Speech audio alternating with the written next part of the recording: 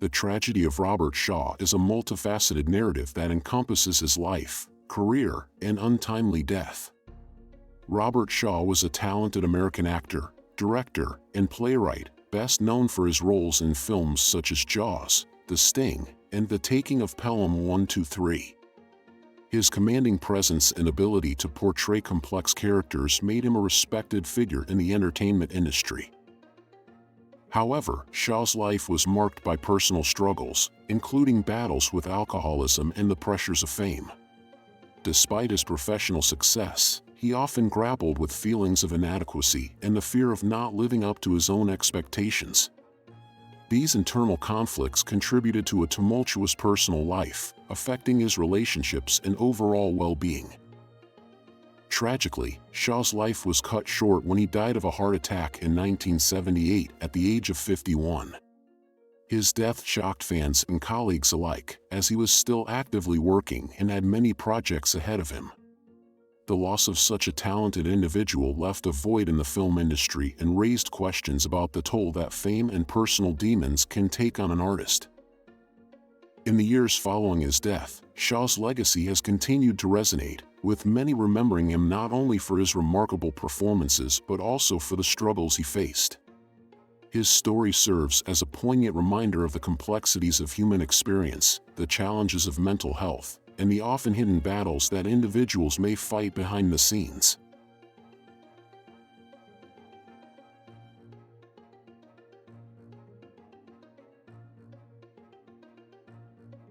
Robert Archibald Shaw, one of Britain's most compelling actors of the 20th century, was born on August 9, 1927, in West Houghton, Lancashire. He was the son of Thomas Archibald Shaw and Doreen Nora Shaw. His father, Thomas, was a highly respected doctor with a distinguished background in the Royal Field Artillery, having served as a lieutenant during World War I. The Shaw family's heritage was marked by a blend of English and Scottish roots, with Robert's father being of Scottish descent. Meanwhile, his mother, Doreen, came from an even more exotic background. A former nurse, she brought with her a sense of adventure and international perspective to the family. Together, Robert's parents provided him with a unique, culturally rich upbringing in the early years of his life. Growing up in this diverse household, Robert was not alone in his childhood. He had a larger-than-life family, including 3 sisters, Elizabeth, Joanna, and Wendy, as well as one brother, Alexander. Family dynamics would become particularly important in shaping Robert's identity, as the Shaw family's life took several turns that would deeply influence Robert's future. At the age of 7, when Robert was still a young boy, his family relocated from Lancashire to Stromness, a picturesque town on the Orkney Islands in the far north of Scotland. The move to Orkney marked a significant shift in Robert's childhood, as the remote, windswept landscape of the Scottish Highlands provided a stark contrast to the urban life he had known in Lancashire. His father's work as a doctor took the family to the Orkneys, and the rugged environment would leave an indelible mark on Robert's early years. However, the peace of their new life was short-lived. When Robert was only 12 years old, tragedy struck the family. His father, Thomas, who had struggled with the pressures of his profession and personal life, took his own life. This devastating event had a profound impact on the young Robert, as he not only lost his father at a tender age but also had to navigate the complicated emotions that came with such a traumatic loss. In the wake of this personal tragedy, Robert's mother decided to move the family once again, this time south to Cornwall, a beautiful county on the southern coast of England. In Cornwall, Robert attended the independent Truro School, where he would finish his secondary education. Although Truro School offered Robert the opportunity for a more stable academic life, it was clear that his interests were beginning to shift. He was not content with just the routine of schoolwork and, as a young man struggling with his grief, Robert became increasingly drawn to the arts, a realm where he could channel his deep emotions. It was during this time that Robert's interest in the performing arts began to blossom, and he found an outlet for his inner turmoil through theater. After completing his education at Truro, Robert's path took a detour from the arts when he spent a brief period working as a teacher at Glenhow Preparatory School in Saltburn-by-the-Sea, located in North Riding of Yorkshire. This brief teaching stint, though not particularly fulfilling, was part of Robert's larger quest for direction. His time at Glenhow allowed him to gain some teaching experience, but it was clear that his true calling lay in the theater. Even during this phase, Robert's growing fascination with performance and storytelling could not be ignored. Ultimately, it was Robert's passion for acting that led him to London, where he enrolled in the prestigious Royal Academy of Dramatic Art, RADA. There, he honed his craft, developing the skills that would soon make him one of the most revered British actors of his generation. After graduating from RADA in 1948, Robert embarked on a career that would take him from the stages of London's West End to the heights of international fame in Hollywood. Before fully immersing himself in the acting world, however, Robert served as an air crewman in the Royal Air Force during World War II. Although the war had ended by the time he was of age to serve, Robert enlisted and spent a period in the RAF, where he trained and gained a sense of discipline and camaraderie that would later influence his approach to acting. His experience in the RAF also exposed him to a wide variety of people and experiences, which helped shape the breadth and depth of his character portrayals in the years to come. These early life experiences, the dramatic moves between locations, the loss of his father, his time in Cornwall, and his service in the RAF, formed the emotional and psychological foundation for Robert Shaw's future career. The complexities of his own life would be reflected in the powerful, often tortured characters he portrayed on screen, characters that spoke to both the human condition and the darker corners of the soul. Robert Shaw's professional acting career began in earnest after he graduated from RADA, the Royal Academy of Dramatic Art, in 1948, but his early years were focused primarily on the theatre. He began performing in London's West End and across the UK in a wide range of productions, showcasing his considerable talent and versatility as an actor.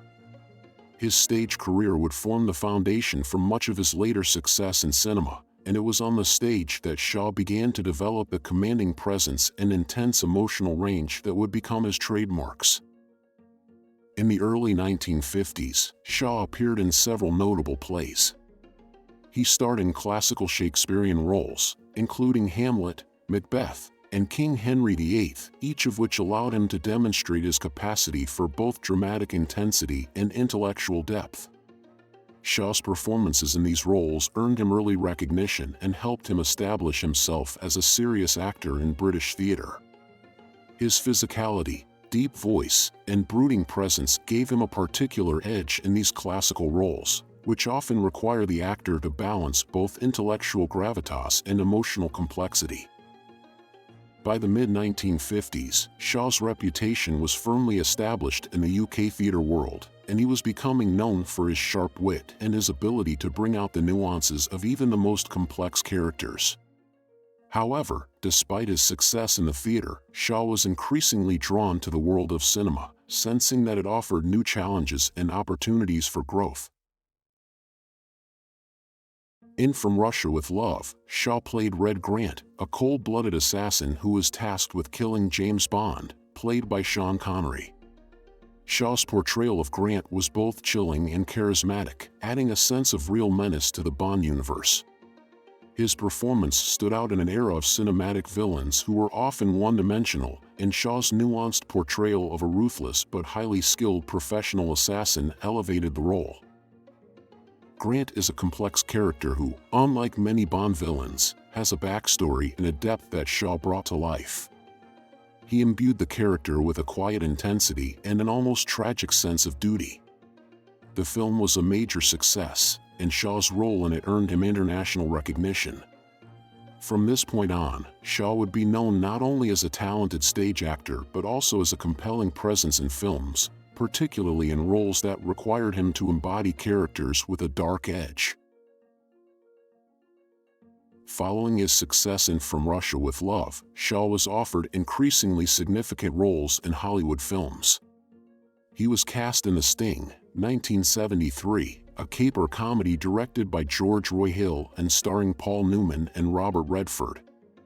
Shaw played Fredo, a conman who is both charming and ruthless. His role in The Sting is memorable for its subtlety and complexity, as Fredo is not quite the stereotypical villain. Shaw's ability to balance charm with menace was once again on display, and he became a respected figure in the world of American cinema.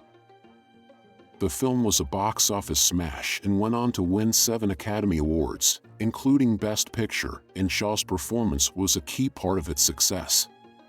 Though his role was supporting, Shaw's performance stood out because of his ability to imbue a seemingly secondary character with such depth and authenticity. In addition to The Sting, Shaw's career was flourishing in the 1970s with other major film appearances. He starred in The Man in the Glass Booth, 1975, a film based on the play by Robert Shaw, not to be confused with his personal script, where he played a man whose identity is questioned. His ability to convey the deep emotional turmoil of a character whose past is suddenly revealed made Shaw one of the most talented actors of the era. However, it was Jaws, 1975, directed by Steven Spielberg, that solidified Robert Shaw's place in cinematic history. Shaw played Quint, the grizzled, war-hardened fisherman who was hired to hunt down the massive great white shark terrorizing the small island community of Amity. Quint's backstory, particularly his USS Indianapolis monologue, is one of the most memorable moments in the film, and Shaw's performance as the haunted, deeply flawed anti-hero was extraordinary. Shaw's portrayal of Quint is a standout in a film filled with remarkable performances. Quint is a man of contradictions, rough and crude on the outside, but deeply sensitive and burdened by his past. Shaw's delivery of Quint's monologue, in which he recounts the horrifying events of the sinking of the USS Indianapolis during World War II, is widely regarded as one of the greatest monologues in film history. This moment in particular captures Shaw's ability to transition from a hardened, unflinching character to a man deeply haunted by the ghosts of his past. Although there were reports of tension between Shaw and Spielberg during the making of the film, Shaw was known to be temperamental and had difficulties with his co-stars, particularly Richard Dreyfuss. The end result was a powerhouse performance that would go on to define the character of Quint and cement Shaw's place in the annals of cinematic history. Jaws was a massive success and became the highest-grossing film of all time at the time of its release, a success that would further elevate Shaw's profile in Hollywood. After the success of Jaws, Shaw's career continued to soar. He appeared in a string of successful films, including The Deep, 1977, in which he played a treasure hunter, and The Towering Inferno, 1974, a disaster film in which he starred alongside Steve McQueen and Paul Newman. In these later roles, Shaw continued to showcase his range, playing characters who were tough, complex, and often morally ambiguous. Despite his growing success, Shaw's personal life began to unravel. His volatile personality, troubled relationships, and struggles with alcohol took a toll on his professional and personal well-being. Still, his commitment to his craft remained evident in the passion he brought to his work. By the late 1970s, Shaw's health had begun to decline. He continued to work in films but had fewer major roles. His final film performance was in The Sniper, 1978, a movie in which he played a detective. Sadly, Shaw passed away just months later at the age of 51 from a heart attack. His death was a tragic loss to the film world, as many felt that his best performances were still to come. Despite the brevity of his life, Robert Shaw's contributions to cinema were immense. His ability to bring intensity, complexity, and vulnerability to his roles left a lasting impact on audiences and filmmakers alike. His characters, from the ruthless Red Grant in From Russia with Love to the tortured Quint in Jaws, remain iconic figures in film history, and his legacy continues to influence actors to this day. Shaw's impact on film is indelible. His dedication to the craft, his ability to inhabit a wide range of characters, and his unparalleled presence on screen make him one of the most respected actors of his generation. Though his career was tragically cut short, his films continue to resonate with audiences, and his legacy endures as one of the greatest actors of the 20th century. Shaw's personal life was marked by 3 marriages and a total of 10 children, showcasing a complex family dynamic. His first marriage was to Jennifer Burke, which spanned from 1952 to 1963. During this decade-long union, they welcomed 4 daughters into the world, establishing the foundation of Shaw's family life. Following his marriage to Burke, Shaw entered into a second marriage with the talented actress Mayo in 1963. This relationship lasted until 1975 and was marked by both professional and personal challenges. Together, they had 4 children, further expanding Shaw's family. In addition to their biological children, Shaw also adopted a son from Muir's previous marriage to the renowned playwright John Osborne, illustrating his commitment to family despite the complexities of blended relationships. Tragically, this marriage ended with Muir's untimely death, which was attributed to an overdose, leaving Shaw to navigate the aftermath of loss and grief. Shaw's third and final marriage was to Virginia Jansen, which began in 1976 and lasted until his death in 1978. This union brought one more son into Shaw's life, and he also adopted Jansen's son from a prior relationship, further emphasizing his role as a father and caregiver. For the last 7 years of his life, Shaw found solace in Trimbaugh House, located in the picturesque setting of Tourmakeady, County Mayo, Ireland. This period was not without its struggles, as Shaw, like his father, battled alcoholism, a challenge that loomed over much of his adult life.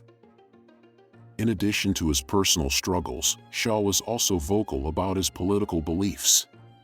During the 1976 Cork International Film Festival, he openly identified as a socialist, stating, "I started as a militant socialist, and I couldn't even now vote Tory under pain of death." His commitment to socialist ideals remained evident in subsequent interviews, where he reflected, "I still think I am a socialist in a way." This political stance added another layer to Shaw's multifaceted identity, intertwining his personal experiences with his broader social and political views.